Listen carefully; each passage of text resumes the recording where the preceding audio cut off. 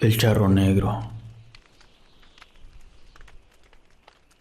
La puesta de sol finalmente había llegado. Las gallinas, invadidas por el miedo, corrieron a esconderse. Todas las madres gritaron despavoridas los nombres de sus hijos para que volvieran al interior de las casas. Las puertas fueron atrancadas, las ventanas bloqueadas, y las casas quedaron sumergidas en la oscuridad cuando las velas fueron apagadas.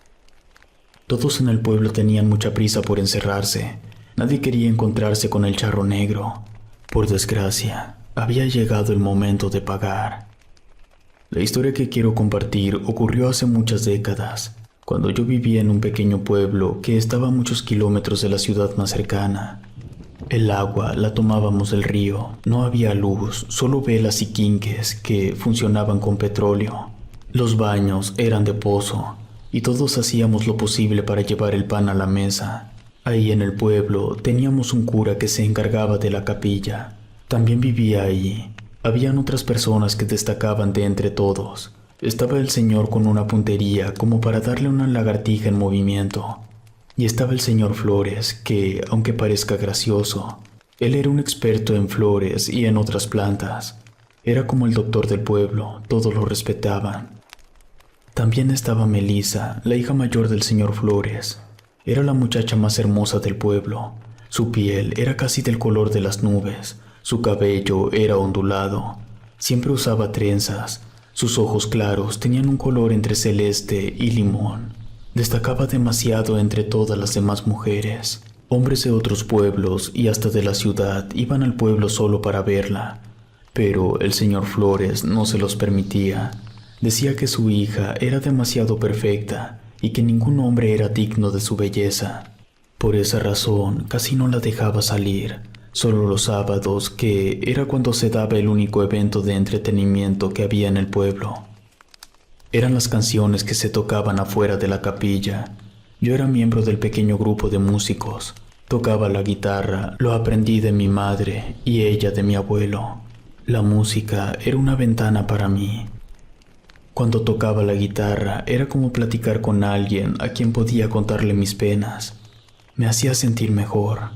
Pero un día todo empezó a ir cada vez más mal, tan mal que no encontraba un respiro ni siquiera tocando la guitarra. Escaseaba el agua, era más complicado alimentar a las familias. No aguantaríamos mucho tiempo en esa situación. Una noche de luna llena, al pueblo llegó un hombre alto de aspecto elegante. Usaba gran sombrero negro, vestía un traje ajustado del mismo color que el sombrero, pero con detalles en oro y plata. Además, iba montado en un majestuoso caballo color azabache. Era un anciano. Se notaba el paso del tiempo en sus manos y el cansancio en su mirada. En su larga cabellera solo eran abundantes canas blancas. Nos reunió a todos. Dijo que él sabía por lo que estábamos pasando y que entendía nuestra preocupación y sufrimiento. También nos dijo que su patrón podía solucionar todo y que tendríamos suficiente para no preocuparnos por nada en un buen tiempo. Lo único que teníamos que hacer era firmar un contrato. Nos aclaró que no era necesario que todos firmáramos. Bastaba con que eligiéramos a una persona para que firmara en nombre de todos. Elegimos al señor Flores.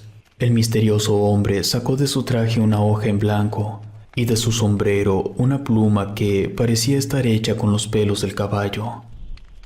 Antes de que el señor Flores firmara, el jinete le recordó que él se haría responsable de pagar por todos nosotros. El señor Flores le dijo que no nos había dicho cuál era el precio. El jinete respondió que no cobraría todavía, que el momento de pagar sería en algunos años y que cuando llegara el día nosotros sabríamos qué era lo que tendríamos que dar como pago. El señor Flores no sabía escribir, por eso solo puso una cruz en esa hoja en blanco. En cuanto se cerró el trato, el misterioso sujeto se marchó en su caballo. Al día siguiente, el río que nos abastecía de agua recuperó su nivel. Una semana después, las cosechas dieron frutos como nunca antes. Al paso de unos meses, los animales empezaron a crecer a una velocidad impresionante. Todo en el pueblo estaba perfectamente bien, o al menos casi todo. El cura del pueblo había dejado de dar misa los domingos desde la noche que hicimos el trato. De hecho, las puertas de la pequeña capilla habían permanecido cerradas desde entonces. Sabíamos que el cura no había muerto porque lo veíamos que salía a regar sus plantas, pero cuando alguien intentaba acercarse a hablar con él, de inmediato volvía al interior de la capilla.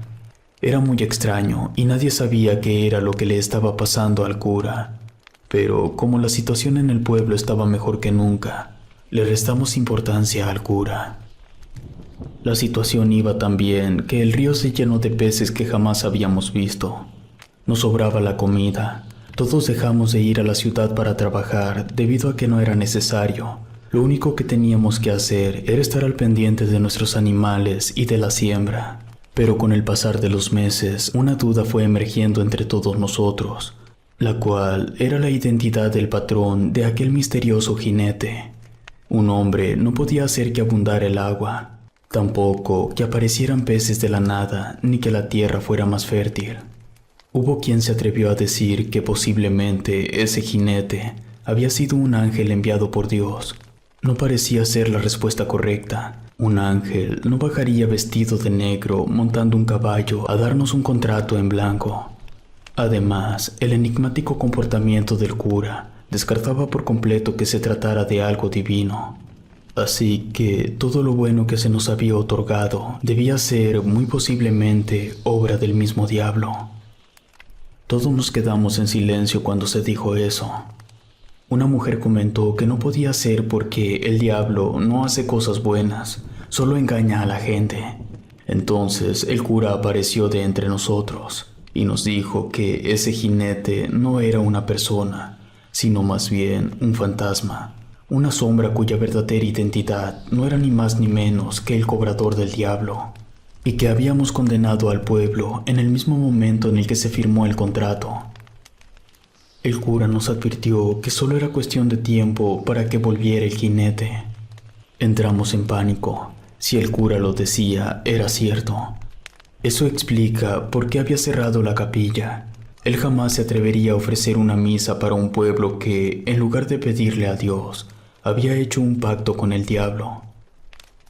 No pasó mucho tiempo para que empezáramos a recibir señales que el momento de pagar se estaba acercando. Una tarde de tantas, al momento de que el sol estaba a punto de desaparecer en el horizonte, se escuchó un siniestro relinchar que envolvió todo el pueblo. Ninguno de nosotros teníamos caballos ni yeguas. Era claro lo que estaba pasando. Ese relinchar se estuvo escuchando durante 6 días. Siempre, justo cuando faltaban unos cuantos instantes para que el último rayo de sol se marchara. Al 7º día, pudimos ver un caballo negro rondar las afueras del pueblo. Andaba solo, no tenía montura ni nada, tampoco hacía ruido. Simplemente caminaba despacio alrededor del pueblo. Había quien afirmaba que los ojos de ese caballo negro eran de fuego. Ese rumor tomó fuerza cuando una noche, la casa que estaba más alejada de la capilla ardió en llamas. Todos los que estaban dentro murieron consumidos por el fuego. Al poco tiempo hubo un muerto más. Fue un señor que intentó ahuyentar al caballo. Lo encontramos muerto por la mañana. No tenía ojos y su cuerpo estaba carbonizado. El cura se negó a darle cristiana sepultura. Un detalle del que me percaté es que las gallinas corrían a esconderse cuando llegaba la puesta de sol. La aparición del caballo negro les daba miedo. Pasó una semana. El caballo se estuvo apareciendo cada tarde sin falta. Afortunadamente, en esa semana no hubieron muertos ni casas quemadas, pero sí pasó algo diferente. El caballo entró al pueblo corriendo a toda velocidad. Nos tomó por sorpresa. Yo tuve que aventarme a un lado para no ser embestido.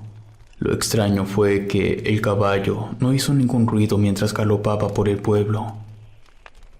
La siguiente noche hubo una tragedia. El caballo volvió a galopar a toda velocidad por el pueblo, pero no lo hizo solo porque sí. Se abalanzó de forma directa contra un niño. Le pasó por encima, causándole una muerte horrible y dolorosa. A partir de ese momento, cada atardecer, las madres salían de sus casas y gritaban el nombre de todos sus hijos para que entraran de inmediato. Nadie quería que otro niño muriera por culpa de ese caballo. De hecho, ni siquiera los adultos nos quedábamos afuera. Todos nos escondíamos en nuestras casas, atrancábamos las puertas, bloqueábamos las ventanas y apagábamos velas y quinques. El caballo dejó de entrar corriendo al pueblo y solo se paseaba cerca de todas las casas mientras hacía ruidos que me erizaban la piel. Era muy escalofriante. Estuvo haciendo eso durante un tiempo. Afortunadamente, todos podíamos quedarnos en el pueblo a proteger a nuestras familias. Mientras la luz del sol estuviera sobre nosotros, todo estaba bien. Nadie tenía miedo, nadie se escondía ni se preocupaba. Era como si el pueblo se transformara en otro después de la puesta de sol. Habían pasado 9 meses desde la llegada del misterioso jinete, y entonces volvió, pero venía solo. Habían pasado 9 meses de lo del misterioso caballo, y entonces volvió el jinete, pero venía solo, sin su caballo. Además, cargaba consigo una guitarra. Todos estábamos encerrados dentro de nuestras casas. El hombre alto de aspecto elegante llegó caminando. Su andar era tranquilo. Cruzó por el pueblo muy despacio, sin voltear a ver ninguna de las casas. Se dirigió hasta donde estaban las ruinas de la casa que se había quemado meses antes, y se sentó sobre unos escombros de madera. Durante varias horas estuvo tocando una escalofriante melodía. Nadie vio el momento en el que el jinete se fue. Simplemente la melodía que estaba tocando dejó de sonar y todos nos dispusimos a dormir. La noche siguiente, el hombre regresó. Una vez más, llegó caminando sin su caballo y tampoco cargaba una guitarra. Solo llevaba una cosa en su mano izquierda, pero debido a la oscuridad no alcanzamos a distinguir de qué objeto se trataba. El charro caminó hasta llegar a la casa del señor Flores. Dio unos golpes suaves a la puerta de la casa. Nadie quería abrirle. El hombre no insistió. Solo se agachó y dejó en el suelo aquello que llevaba en su mano izquierda. Se fue después de eso. Por la mañana descubrimos que se trataba de una flor que, al menos, yo nunca había visto. El señor Flores dijo que se trataba de una melisa, una flor que había sido traída por los europeos. Le preguntamos si esa flor tenía algo que ver con el diablo o con algo negativo, pero respondió que no, que esa flor se utiliza para hacer un té que servía para los nervios, el insomnio, dolores de cabeza y también para problemas con el corazón. Además, en la antigüedad había sido utilizada para alimentar a las abejas productoras de miel. No entendíamos por qué aquel misterioso jinete había dejado esa flor en la puerta del señor Flores. Entonces él, temblando de miedo, nos recordó que su hija mayor se llamaba Melisa. Ahí supimos cuál era el pago que el cobrador del diablo quería para su jefe. La noche siguiente, el charro volvió. En esa ocasión, lo que llevaba entre las manos era su gran sombrero negro. Mientras caminaba, podíamos escuchar cómo sus espuelas raspaban la tierra y las piedras. Fue hacia la capilla. Lo perdimos de vista un momento. Nos quedamos en ascuas hasta que volvimos a verlo. Estaba caminando hasta la casa del señor Flores.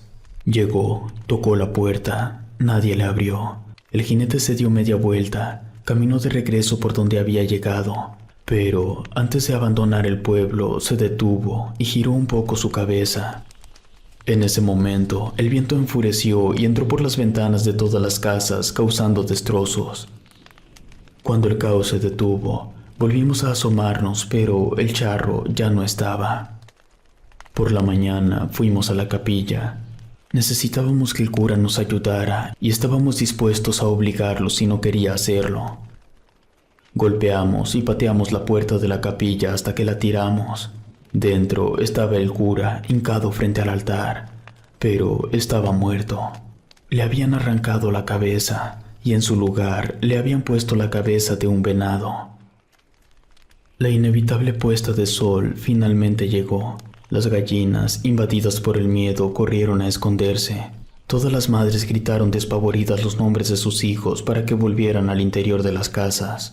Todos nos encerramos, atrancamos las puertas, bloqueamos las ventanas dejando un pequeño espacio para poder mirar, y apagamos las velas y los quinques. Nadie se quedó afuera porque nadie quería encontrarse con el charro negro. En cuanto se fue el último rayo de sol, llegó el jinete. Su apariencia había cambiado. Sus ropas se veían viejas y rotas. Además de su traje de charro, ahora también estaba usando una capa desgastada y rasgada que llegaba casi hasta el suelo. También tenía guantes. Lo más escalofriante era su cabeza. No tenía nada de piel, era un cráneo ardiente, pero aún usaba su enorme sombrero. Sus botas dejaban fuego con cada paso que daban. Fue directo a la casa del señor Flores, tumbó la puerta, hubo gritos y disparos, luego silencio. El hombre fantasmal salió de esa casa con Melissa cargada en un hombro. El señor Flores salió de su casa. A muy duras penas podía arrastrarse, llevaba su escopeta. Como pudo, le apuntó al charro y le disparó, pero no sirvió de nada. Este se acercó al señor Flores, puso una de sus botas sobre su cabeza y lo mató. Fue algo espantoso. De pronto, el monstruoso caballo del jinete llegó corriendo a toda velocidad. Sus cerraduras eran de fuego, al igual que sus ojos. De su estómago salían algunos huesos. El caballo llegó con su jinete. Él subió junto con la hija mayor del señor Flores, acomodó su sombrero, hizo que su caballo se parara en dos patas mientras relinchaba de una manera espectral. Finalmente, el charro negro y su caballo se alejaron hasta perderse en la oscuridad, llevándose a Melissa directo al infierno.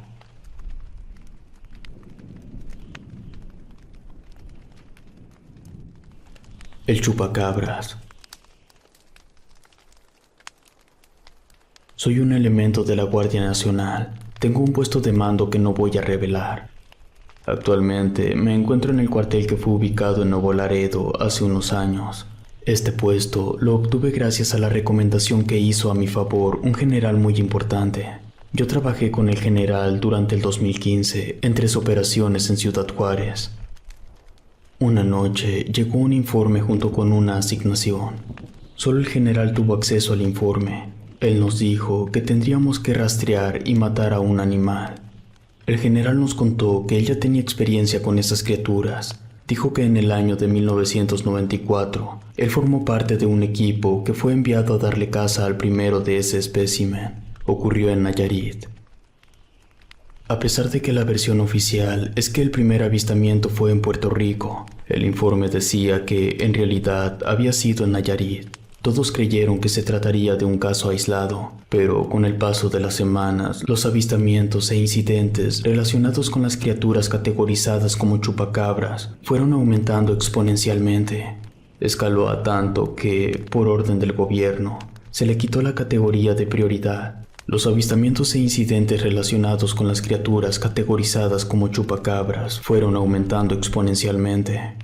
Para el año 2002 había más de 1000 reportes. Y no solo ocurría en cada rincón del país, también había incidentes en China, Puerto Rico, Chile, Argentina y en Estados Unidos.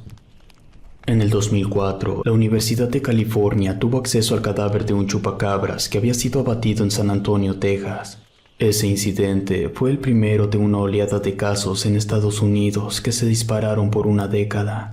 Desde el 2005 hasta el 2014, hubo un total de 11 incidentes confirmados, y en su ocultación estuvo involucrada demasiada gente.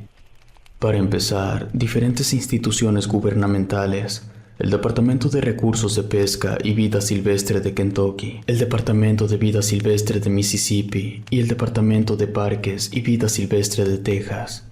En el 2012, un chupacabras volvió a aparecerse en Nayarit. Una ciudad entera fue testigo. Así llegamos hasta el 2015, año en que nosotros fuimos asignados para dar caza a un chupacabras en Ciudad Juárez. El general no quería invertir demasiado tiempo en esa última operación. Faltaban 3 semanas para el cumpleaños de su hija, y no se quería perder ese día porque ya había faltado los últimos 4 cumpleaños. Decidió cobrar un favor, habló con otro general y le dijo que necesitaría que algunos de sus elementos salieran a patrullar y que cualquier situación extraña que vieran se lo reportaran inmediatamente. No le dio ningún detalle de lo que estaban buscando. Nosotros también salimos a patrullar. La primera semana no hubo prácticamente ningún avance.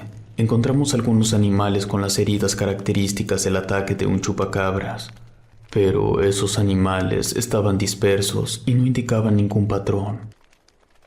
Una madrugada de la segunda semana, estábamos en una de esas colonias donde las calles no estaban pavimentadas. De pronto pudimos ver que una criatura pasó volando por encima de los techos de unas casas y pareció aterrizar en un patio. Inmediatamente bajamos de los vehículos listos para disparar contra la criatura. Corrimos a través de las casas hasta llegar a la parte trasera. Estuvimos cerca, pero no demasiado. Vimos a la criatura, inclusive yo y otros 2 elementos disparamos. Pero esta era muy rápida. En cuanto se percató de nuestra presencia, desplegó sus alas y se largó. Con nuestras linternas solo alcanzamos a distinguir pocos detalles de su anatomía. El color de su piel era azul opaco, casi gris. No era muy grande, 1,5 metros como mucho. La distancia entre las puntas de sus alas era casi de 2 metros. Lo vimos de espaldas. Para ser honesto, estaba muy impresionado. Revisamos el lugar. El saldo fue un burro muerto. Tenía unos rasguños en las patas traseras y 2 orificios cerca del cráneo. Aprovechamos para interrogar a las personas. Obtuvimos testimonios que nos dieron algunos datos interesantes y ciertamente útiles. Después de hablar con todos los vecinos, obtuvimos un retrato hablado de la criatura. La gente lo describió como un ser bípedo. Parecía un perro deforme con enormes garras y de ojos rojos. Aparte de sus alas, lo que más intimidaba de la criatura eran las espinas que tenía en todo el largo de la espalda. Posiblemente, el dato más importante que obtuvimos gracias a esa gente fue que ese chupacabras tenía la capacidad de hipnotizar a sus presas. Todos volvimos al vehículo, nos comunicamos por radio con el general y le informamos del encuentro. Nos ordenó regresar al cuartel. Dijo que la criatura seguramente iría a esconderse y ya no saldría hasta la madrugada siguiente. La siguiente madrugada fuimos a cubrir el área del Camino Real.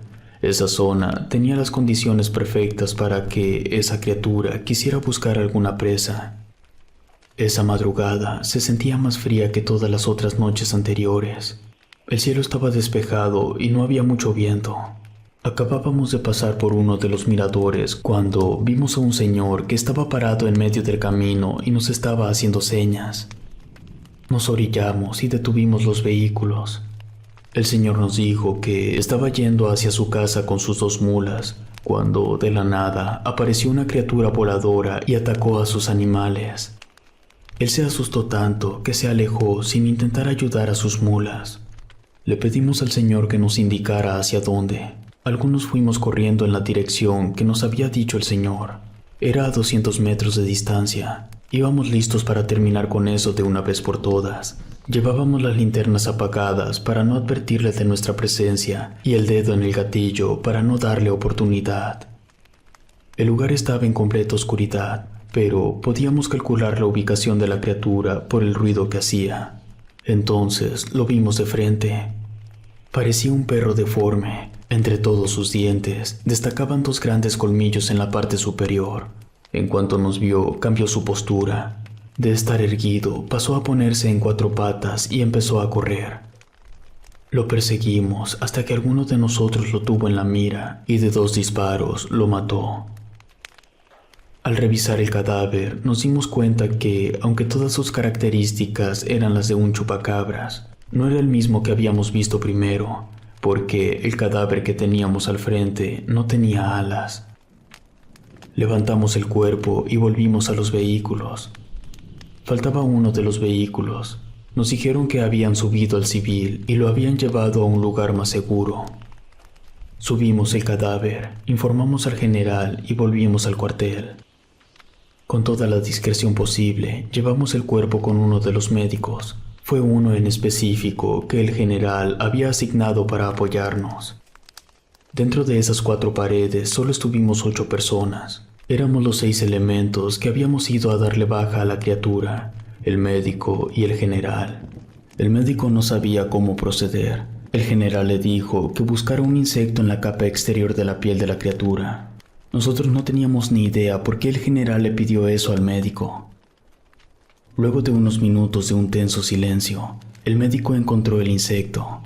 Era de color gris, casi blanco. Estaba adherido a la piel de la criatura con 2 pinzas que tenía en la parte delantera de la cabeza. El insecto tenía 4 patas. Era casi del tamaño de una mariposa, pero delgado, como una hormiga.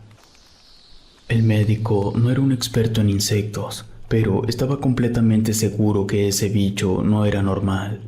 El general le dijo que estaba en lo correcto, que el insecto que teníamos frente a nosotros era el creador de los chupacabras. Todos estábamos confundidos. El general nos dijo que, desde que se pudo analizar el primer cadáver de un espécimen de esas criaturas, descubrieron que el causante de que esos seres existieran era precisamente ese bicho. Al general no se le había dado toda la información completa, porque todo se manejó con mucha discreción. Pero lo que sí sabía era que ese insecto, cuando se adhería al cuerpo de algún canino hembra, introducía al organismo del animal una sustancia que alteraba ciertas partes de la estructura del ADN. Una de las consecuencias de esa alteración era que modificaba la conducta del canino para que se apareara con otro que no fuera de su especie. El insecto buscaba crear híbridos de lobos, perros, chacales y coyotes. Aparte de que, al igual que ocurre con otras especies de animales, también adquirían la habilidad de pararse en 2 patas. Debido al insecto, la cría híbrida que siembre la hembra nacía con una variante no categorizada de escabiosis, por eso nacían con ese tono de piel entre azul y gris. Al momento del nacimiento, el insecto abandonaba a la madre y se adhería al cachorro, repitiendo el proceso. Ese híbrido se apareaba con otro canino y nacía un híbrido diferente. Esa era la explicación para que hubiera tantas variantes de chupacabras. Quiero aclarar algo. Nosotros ya nos habíamos enfrentado a una secta satánica, por lo que nada de lo que estaba diciendo el general nos sonaba descabellado. El médico preguntó si sabía de dónde había aparecido el insecto.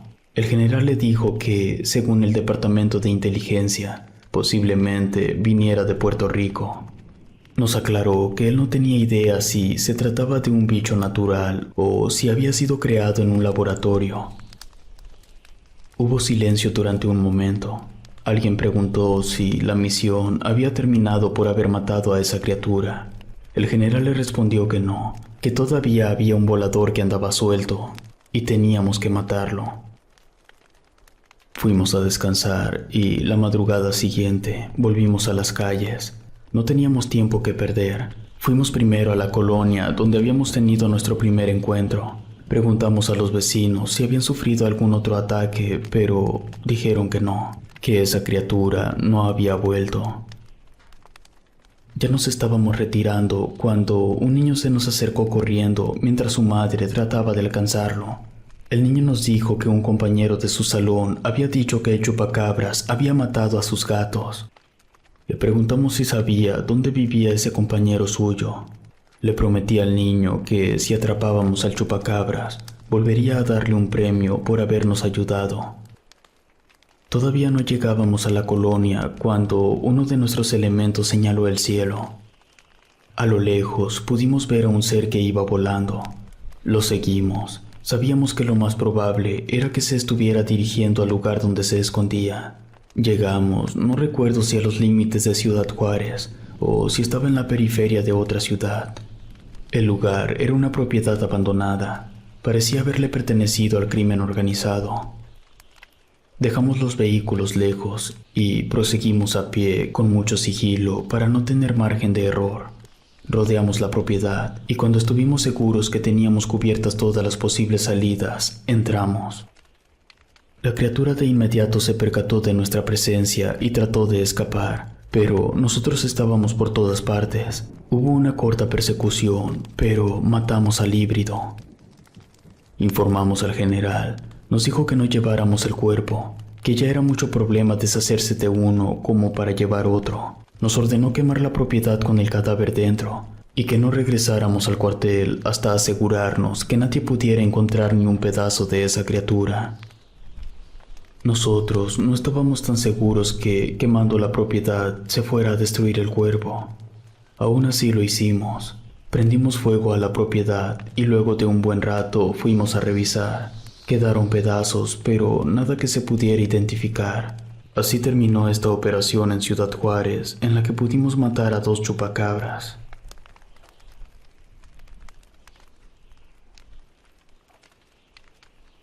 La Llorona. Nací en Sonora. Crecí en una familia tradicional mexicana del norte.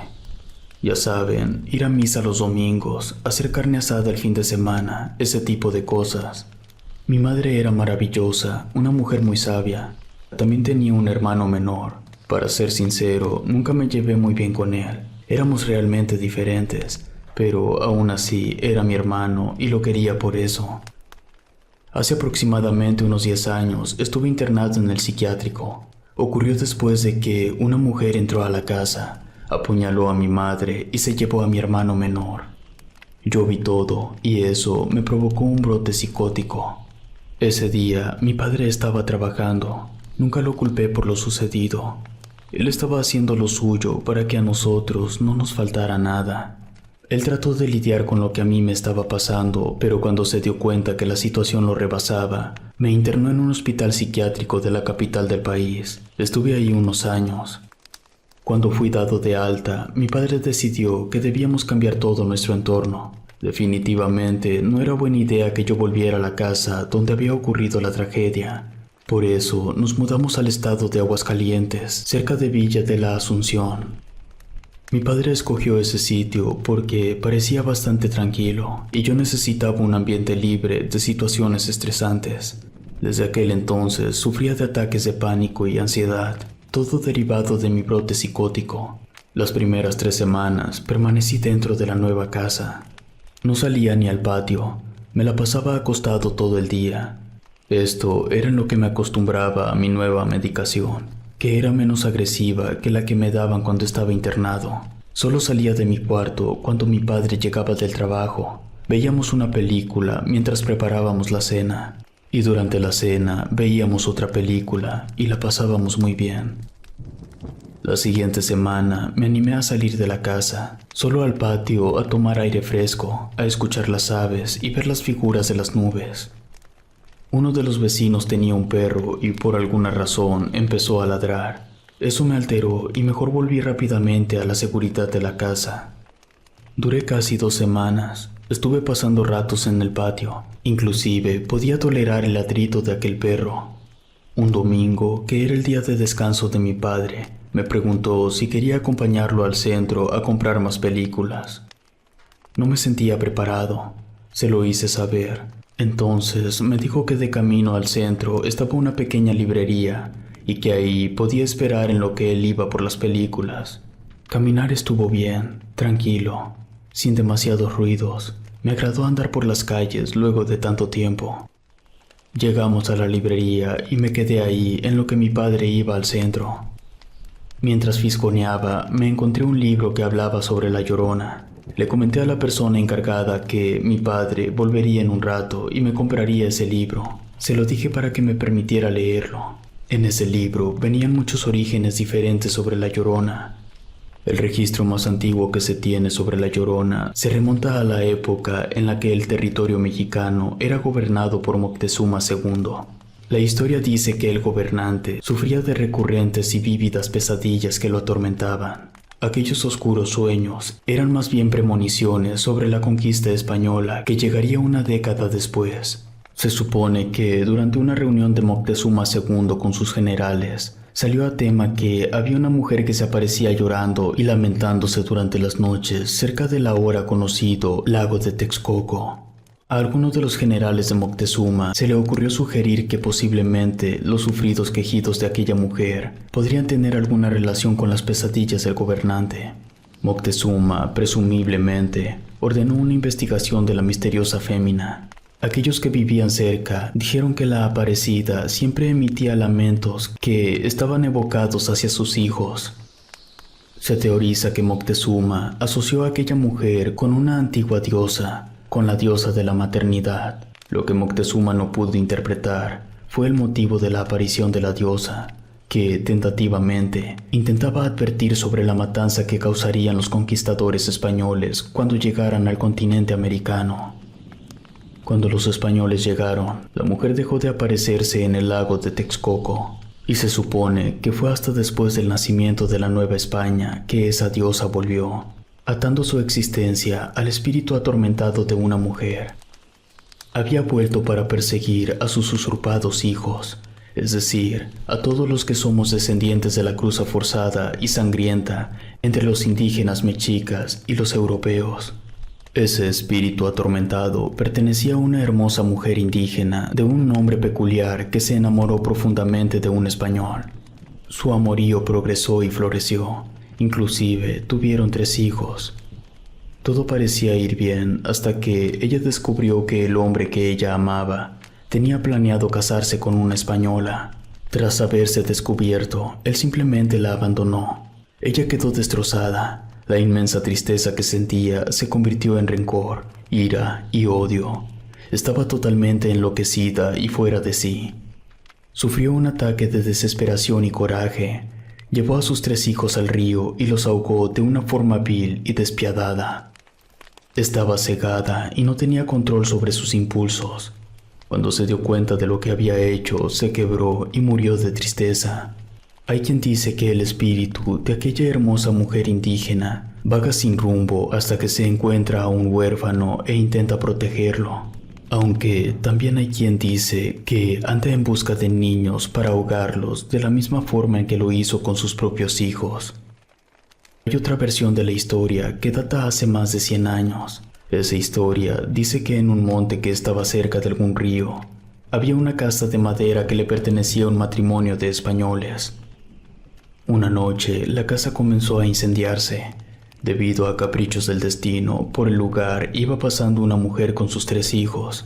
Venían de vender pan.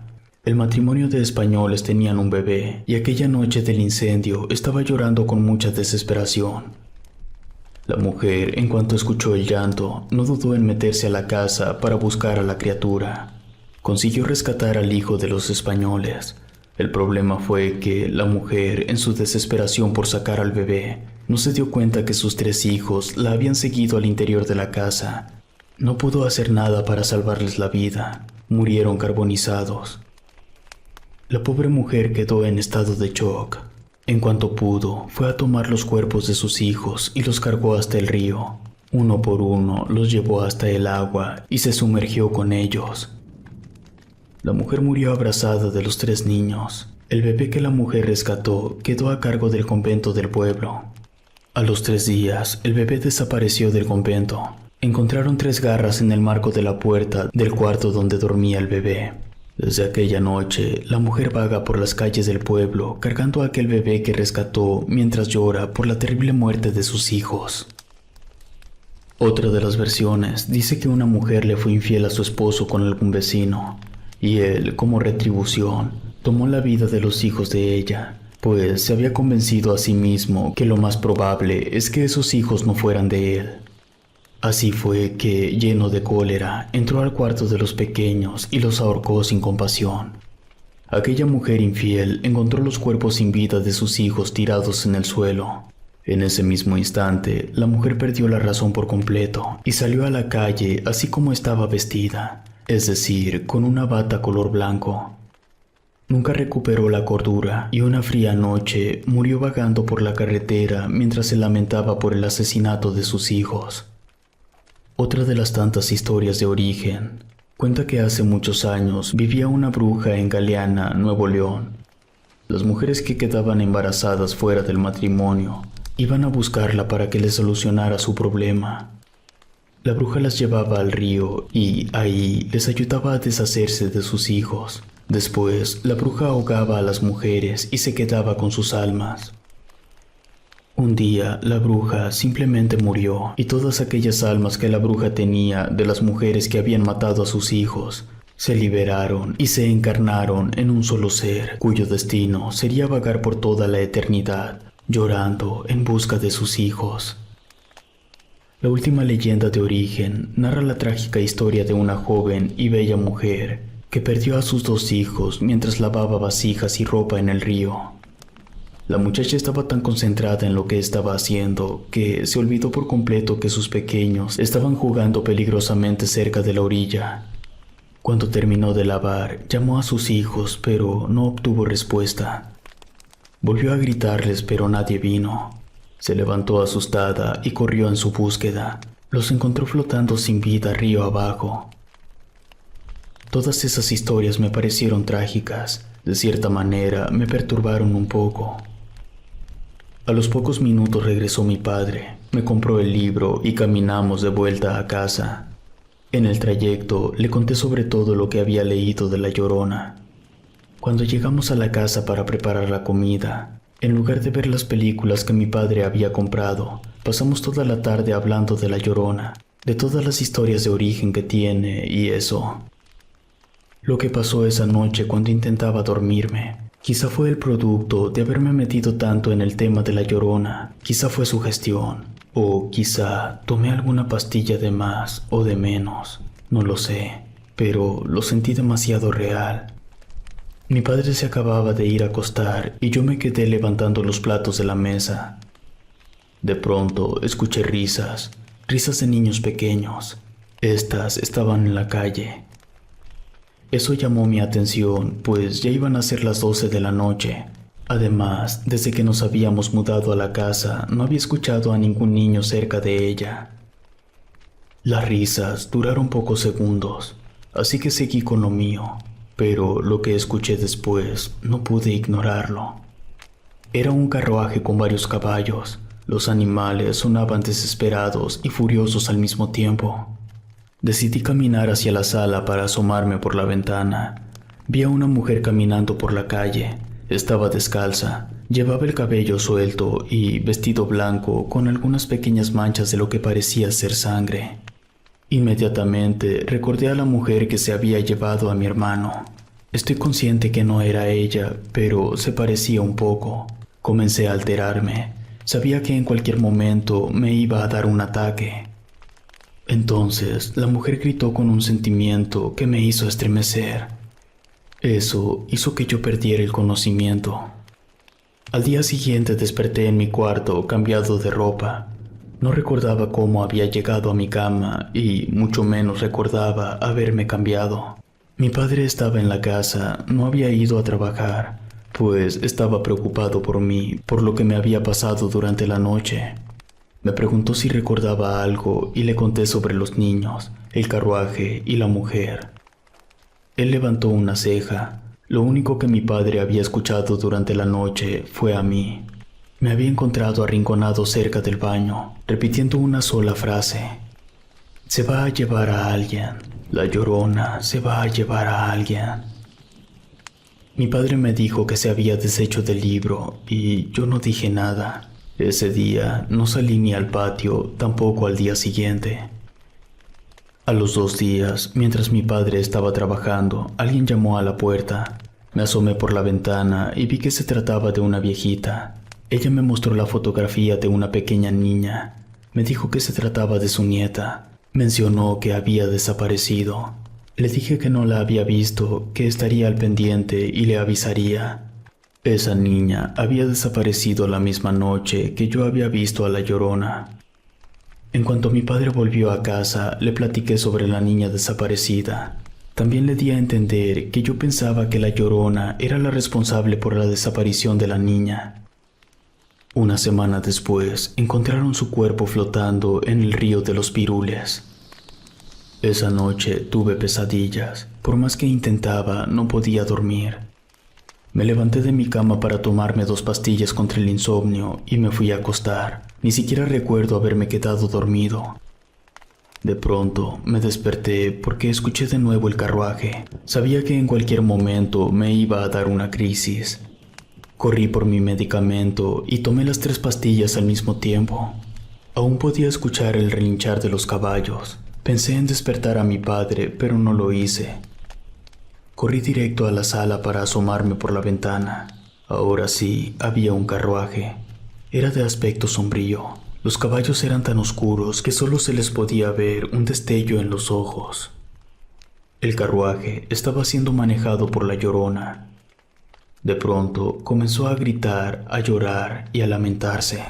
Entonces el carruaje se alejó a toda velocidad, dejando un rastro de fuego. Me desmayé después de eso. Al día siguiente nos enteramos que otro niño había desaparecido. Mi padre vendió la casa y nos mudamos a donde vivimos actualmente, en San Cristóbal de las Casas, Chiapas. Sé que dije que llevo mucho tiempo estando medicado. Quizás pueda ser que me sugestione y debido a mi estado, todo lo que cuento pudo ser producto de mi mente. Pero mi cabeza no puede hacer que 2 niños desaparezcan. Eso no me lo imaginé. Esas cosas fueron las que orillaron a mi padre para que nos mudáramos de la ciudad. He pasado tanto tiempo sufriendo alucinaciones que sé cómo diferenciar lo que es real de lo que no lo es.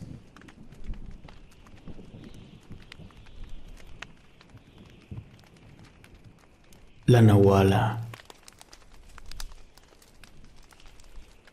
Formo parte del sindicato de obreros. Vivo en la ciudad de Puebla. Aquí, en la calle 4 Oriente 416, en pleno centro histórico, está la Casa de Alfeñique. Es un edificio con una arquitectura de estilo barroco. El edificio tiene una tétrica historia.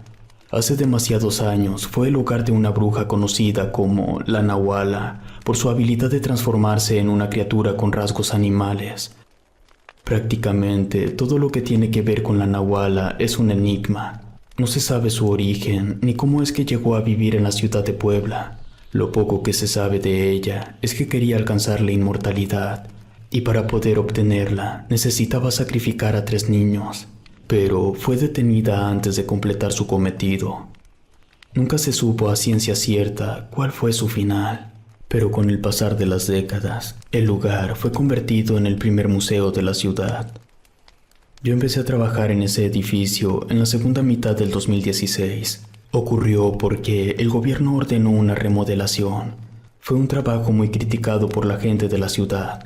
Se tomaron algunas decisiones cuestionables, como retirar una sala que estaba en la planta baja para acondicionar una cafetería, y también se eliminó una galería de pinturas. Un año y algunos meses después, ocurrió el sismo del 19 de septiembre. El lugar quedó severamente afectado. Un mes después, el sindicato volvió a ser llamado para encargarnos de las reparaciones de los daños. Fue ahí, en octubre del 2017, que me ocurrió una experiencia bastante fuerte y quiero compartirla con ustedes. Todo comenzó con la fuente que estaba en el patio central. Unos compañeros y yo estábamos sentados ahí descansando un poco después de una extenuante jornada laboral. La fuente estaba vacía porque, debido al terremoto, se habían abierto unas grietas en el interior de esta y el agua se había filtrado. Los compañeros y yo estábamos platicando de algunas películas que habíamos visto. Eran animadas. Una era sobre el chupacabras, otra sobre las momias, otra sobre la Llorona y la última era precisamente sobre la Nahuala. Fue curioso llegar a esa conversación porque el lugar en el que estábamos trabajando salía en esa película, la Nahuala. Teníamos que volver a trabajar y dejamos el tema de lado. Al día siguiente nos volvimos a sentar en la fuente. Éramos los mismos. Estábamos platicando de otra cosa. Yo estaba distraído observando el lugar. Recuerdo las paredes color naranja, los barandales y rejas de color negro. Nosotros estábamos sentados viendo hacia una de las puertas con marcos blancos. Detrás de nosotros había un corredor que pasaba por debajo del segundo piso. Yo empecé a sentirme observado. Era una sensación incómoda.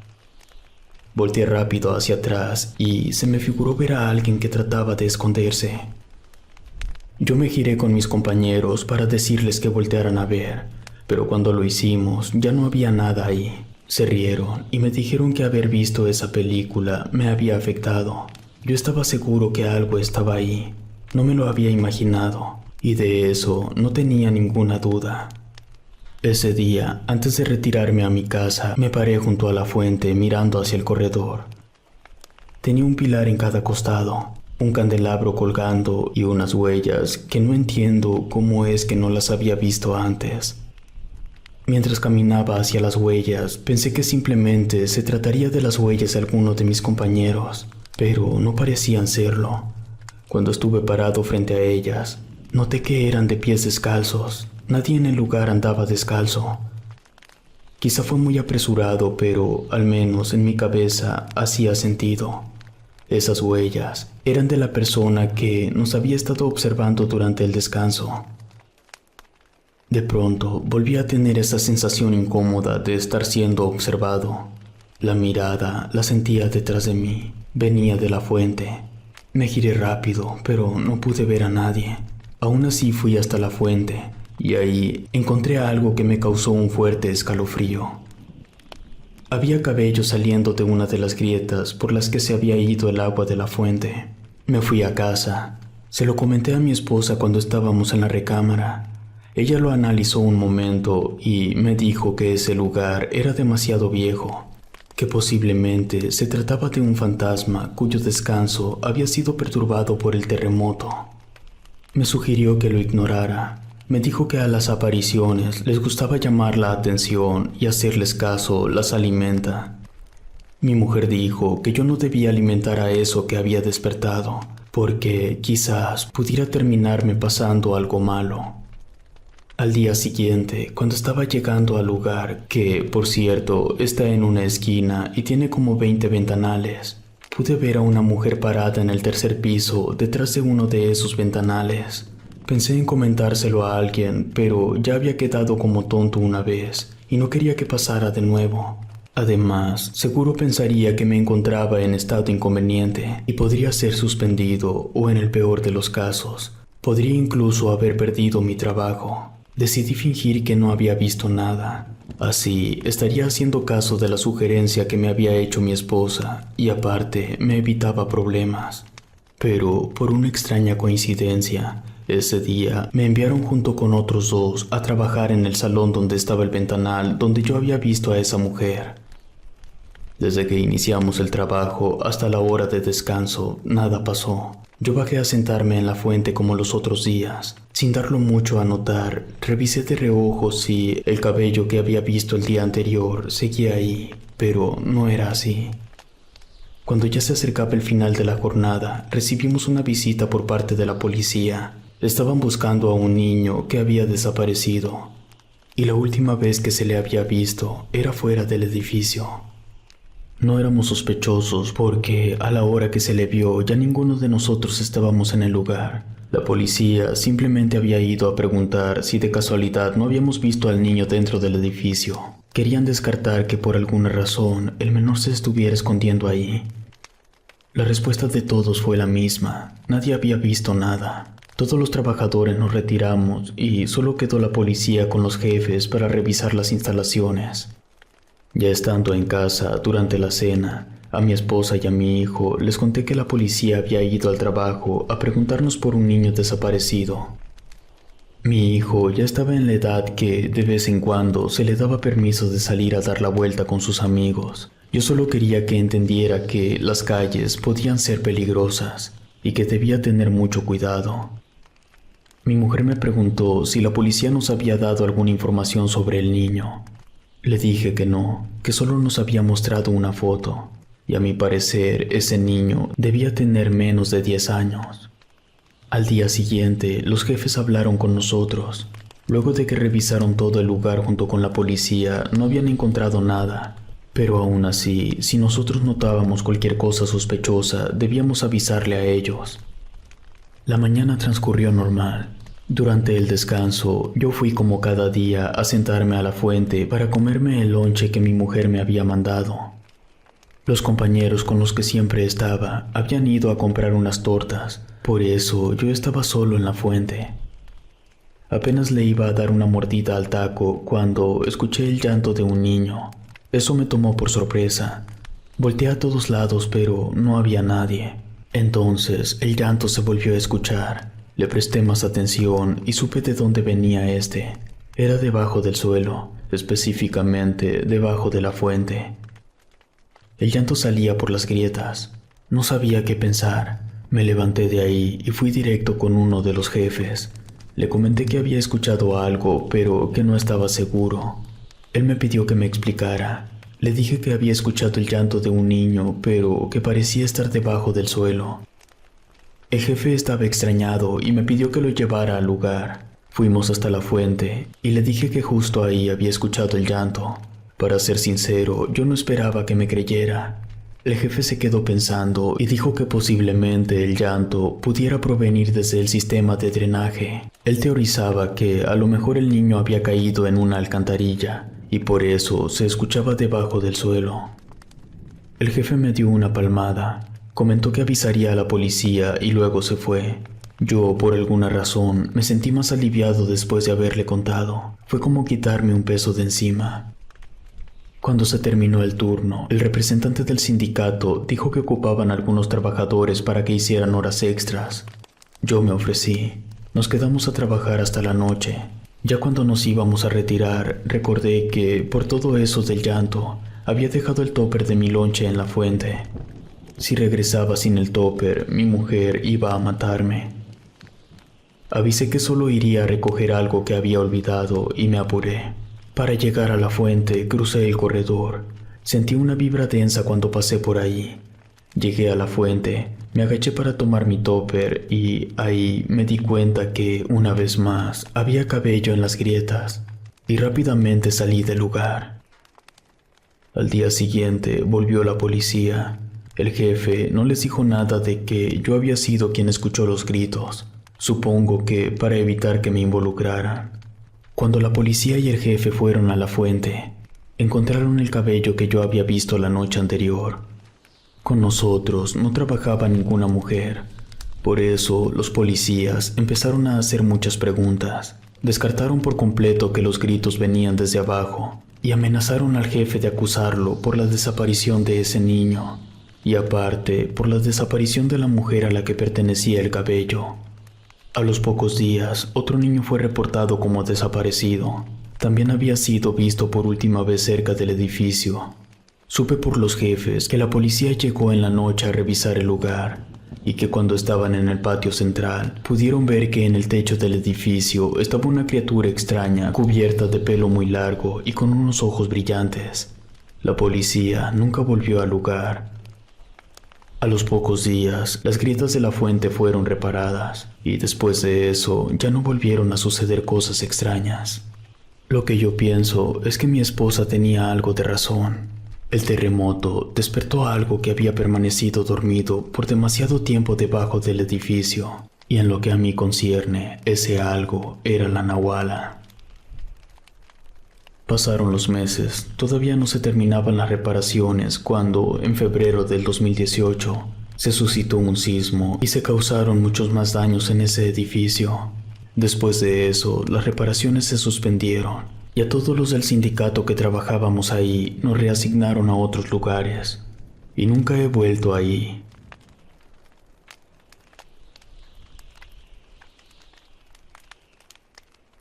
Las momias brujas de Guanajuato.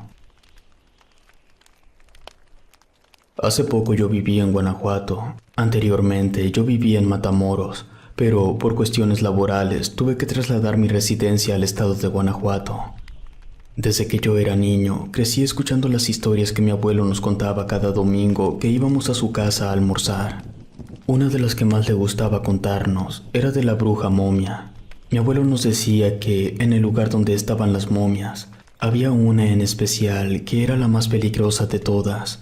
Él afirmaba que la tenían exhibida dentro de una jaula con barrotes de fierro, cadenas, candados y hasta crucifijos por todas partes. Mi abuelo decía que esa bruja, cuando estaba viva, era conocida y temida por todos los habitantes de Guanajuato. La bruja Carmen fue famosa por hacer todo tipo de trabajos malignos. De entre tantas cosas que hacía, destacaba su costumbre de meterse a los panteones durante las madrugadas. Profanaba las tumbas para robar huesos que después utilizaba en sus oscuros trabajos.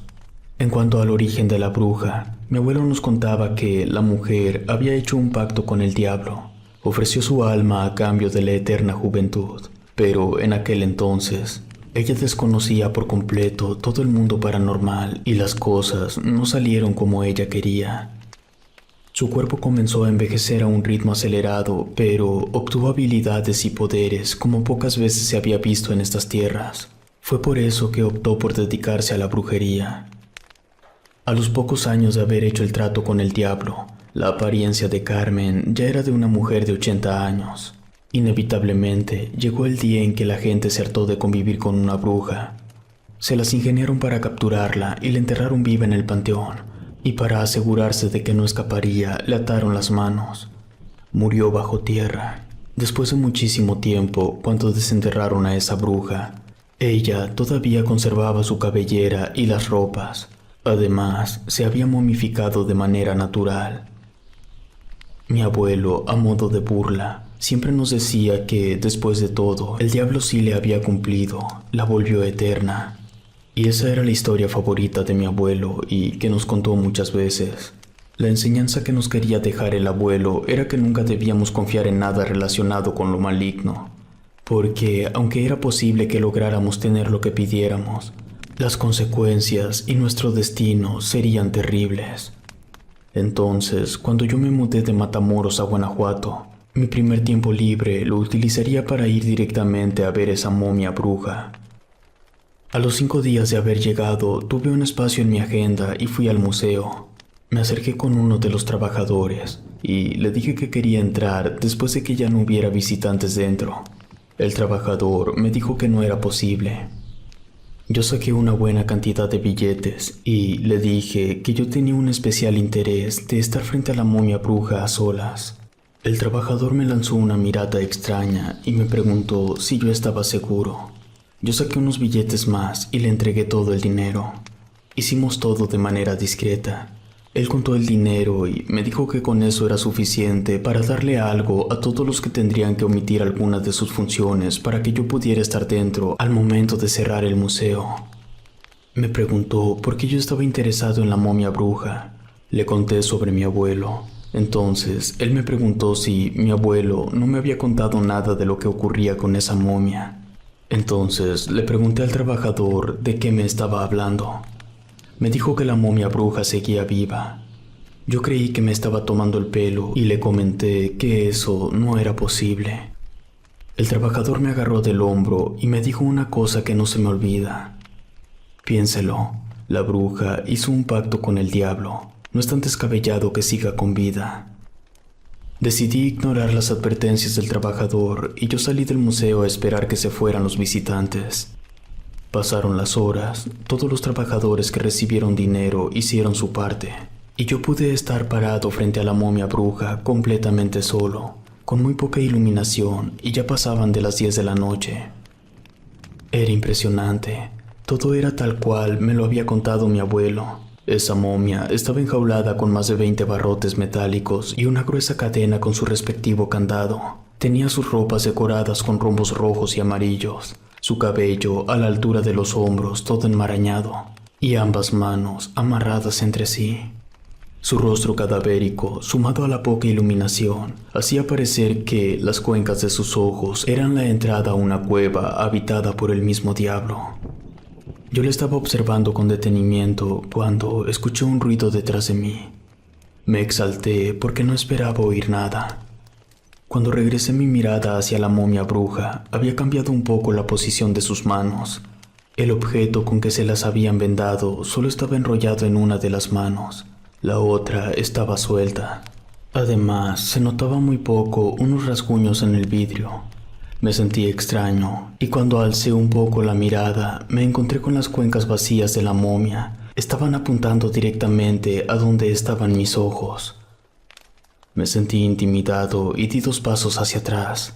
En ese momento, uno de los rosarios que estaban colgados de los barrotes se cayó al suelo. Luego, el vidrio comenzó a vibrar.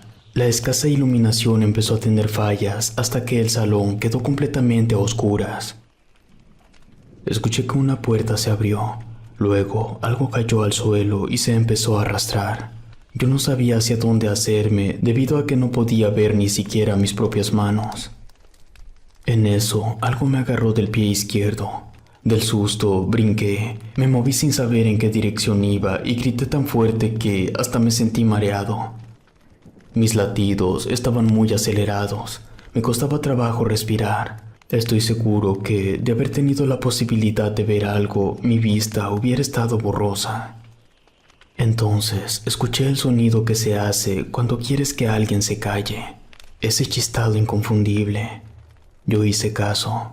dejé de gritar de inmediato. Pero recordé que yo estaba solo. No había ninguna persona que pudiera chistarme. La luz volvió. La momia bruja seguía dentro de su jaula. Me urgía salir de ahí. Empecé a caminar tratando de recordar en dónde estaba la salida, pero no llegaba a ninguna parte. No importaba a dónde fuera, solo había momias y más momias. Acepté que estaba perdido. Me puse a gritar por ayuda, pero al parecer nadie me escuchaba. Y en caso de que sí me oyeran, no querían sacarme de ahí. Estuve haciendo señas a las cámaras de seguridad, tratando de llamar la atención del guardia, pero nada de lo que hacía estaba funcionando. Traté de calmarme y me puse a pensar para intentar recordar el camino de regreso. Tardé unos momentos, creí que ya lo tenía y caminé en esa dirección. Pero entonces, a algunos metros frente a mí, vi a una mujer. Era muy anciana, estaba algo encorvada. Podía notar que estaba sucia. Casi podría haber pensado que se trataba de una mujer indigente, de no ser sus ropas adornadas con rombos rojos y amarillos. Su cabello a la altura de los hombros y las marcas en sus muñecas. Todas las luces empezaron a fallar nuevamente. Yo empecé a dar pasos hacia atrás, pero terminé acorralando mi espalda contra una pared. Las luces seguían parpadeando. La bruja desaparecía y volvía a aparecer, pero cada vez más cerca de mí. Todo al ritmo del parpadeo de las luces. Quise correr una vez más, pero las piernas no me obedecían, y en lugar de moverse se volvieron frágiles, y caí de sentón debido a que me encontraba absolutamente horrorizado. La bruja seguía apareciendo cada vez más cerca. Empezó a retorcer su cuerpo, y cuando creí que era mi fin, todo se detuvo. Las luces volvieron a estar encendidas y la bruja ya no estaba ahí. No pude levantarme porque me sentía muy mal. A los 2 minutos llegó el trabajador con el que yo había cerrado el trato. Cuando me vio tirado, temblando de miedo, me dijo que me tranquilizara, que ya había terminado todo y que había llegado la hora de irme a casa. Me ayudó a ponerme de pie. Mientras me acompañaba a la salida, le pregunté si no habían escuchado el escándalo.